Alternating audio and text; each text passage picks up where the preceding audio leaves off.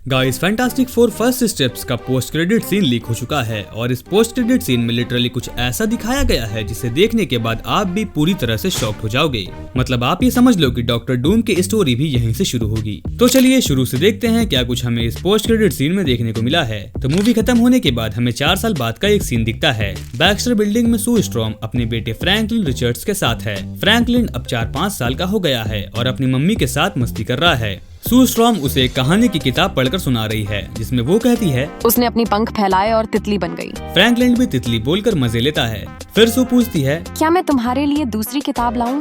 Franklin excited होकर कहता है हाँ। सू उसे काउच पर छोड़कर किताब ढूंढने के लिए जाती है और हर्बी से मदद मांगती है। हर्बी एक किताब देता है लेकिन सू कहती है, अरे ये वो वाली किताब नहीं है। वो बताती है कि फ्रैंकलिन को ये किताब भी पसंद है पर उसे दूसरी वाली चाहिए। आखिरकार सू को सही किताब मिल जाती है और वो फ्रैंकलिन से कहती है, चलो आज कुछ स्पेशल करते हैं। लेकिन तभी उसे कुछ गड़बड़ी लगती है। वो सतर्क हो जाती है और अपनी इनविजिबल पावर को यूज करके धीरे धीरे फ्रैंकलिन की तरफ बढ़ने लगती है और फिर वो देखती है कि फ्रैंकलिन के पास कोई और भी बैठा हुआ है। दोस्तों ये वही पल है, हमें MCU में डॉक्टर डूम का पहला झलक मिलता है।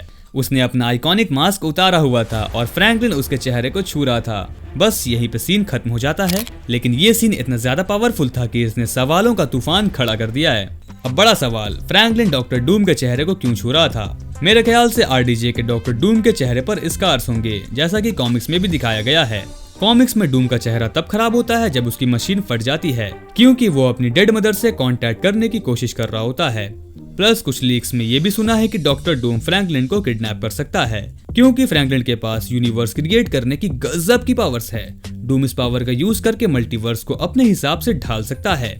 और हाँ, मैंने तो ये भी सुना है कि डूम फ्रैंकलिन की मदद से वांडा को भी वापस लाएगा और एक बैटल वर्ल्ड बनाएगा जहाँ वो खुद ही किंग होगा। और पता है कॉमिक्स में तो वांडा डूम के लिए इतनी ज्यादा लॉयल हो जाती है कि वो उससे शादी तक करने वाली थी। अब सवाल ये भी है कि डूम बैक्स्टर बिल्डिंग में कैसे घुस गया। तो देखो दोस्तों, डूम कोई आम विलन नहीं है। कॉमिक्स में उसके पास टेलीपोर्टेशन टेक है, कुछ वैसे ही जैसे कि डॉक्टर स्ट्रेंज या मल्टीवर्स ऑफ मैडनेस में रीड रिचर्ड्स ने यूज की थी। तो उसके लिए ये कोई बहुत बड़ी बात नहीं है। और हाँ, इस सीन में RDJ का चेहरा नहीं दिखाया गया है, बस उनका बैक शॉट और मास्क उनके हाथ में दिखता है, जो अपने आप में सुपर कूल है। एंड अगर आपने वीडियो लास्ट तक देख ही लिया है तो प्लीज लाइक करिए और हमें सब्सक्राइब कीजिए। मिलते हैं किसी और नेक्स्ट वीडियो में।